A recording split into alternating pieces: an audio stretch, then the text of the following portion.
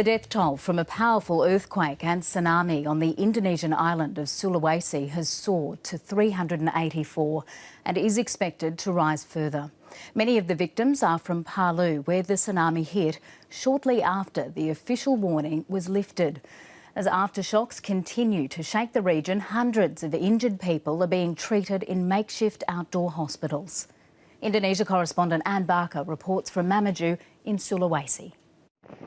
They had been told there was no need to worry, then got the fright of their lives. A powerful 3-metre surge swept through the city of Palu only half an hour after the tsunami warning was lifted.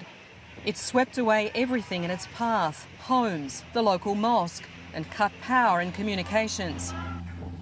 The arches of one of the city's biggest bridges crumpled in the earthquake, and here the following tsunami can be seen rolling in.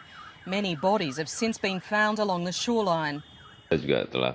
I've already instructed the Minister for Political and Security Affairs to coordinate all resources, including the National Disaster Agency.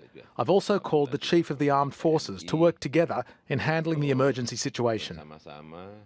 Security pictures at a shop in Mankuta show a family fleeing in panic as everything shakes around them. In the town of Mamuju, residents scrambled to find higher ground, ignoring the official advice to stay indoors. Palu is a tourist resort at the end of a narrow bay. Nearby Donggala was closest to the epicentre. At 6 o'clock local time, the earthquake struck about 56 kilometres northeast of the city at a depth of 10 kilometres. A tsunami warning was then issued, but lifted within the hour, endangering the lives of more than 600,000 people. At the local hospital, medics are struggling to cope with the numbers of patients needing attention. Forced into darkness, babies are being treated in corridors, and a field hospital has been hastily established outside, with many needing surgery.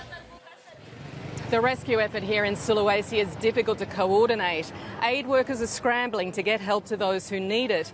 But with many victims believed to be trapped under collapsed buildings, the fear is the death toll will continue to rise. Just last month, a series of earthquakes caused massive devastation in nearby Lombok. Almost 500 people were killed. This area in the Ring of Fire is prone to earthquakes.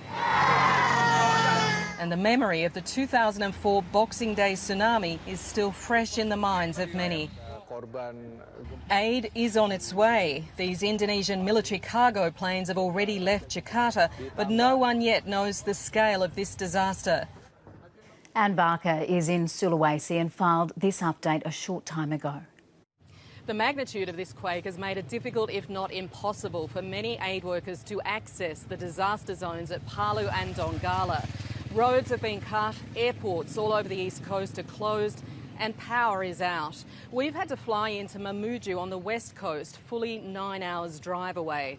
But the pictures coming out of Palu show the devastation there. Buildings submerged by seawater, houses, hotels, hospitals all washed away. Hundreds, if not thousands of people are missing.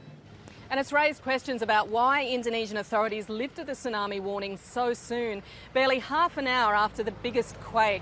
They've been criticised for that decision and accused of endangering lives, though Indonesia's main geophysical agency says the tsunami did fall within that period.